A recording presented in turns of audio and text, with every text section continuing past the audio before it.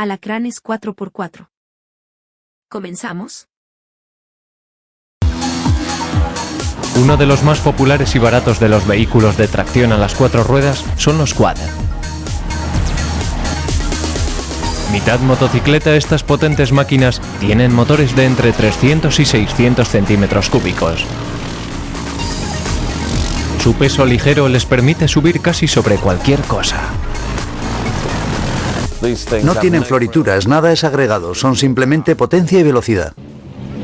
Los quads son tan versátiles como sus primos mayores, pero sin cinturón de seguridad ni barra antivuelco.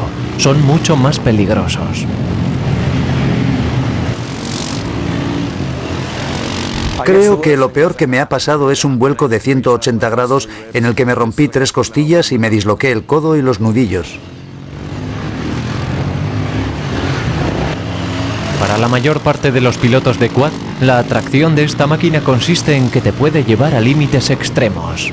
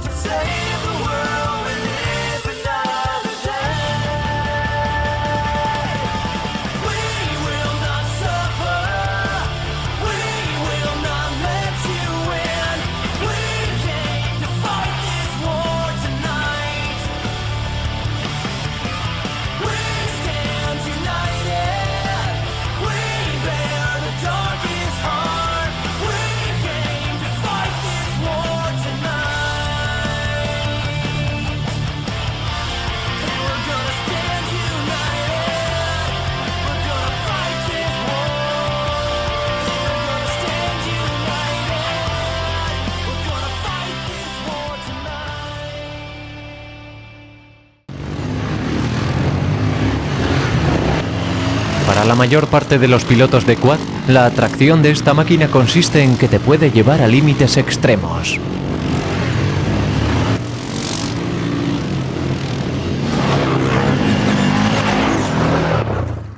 Gracias por ver el vídeo, espero que te haya gustado.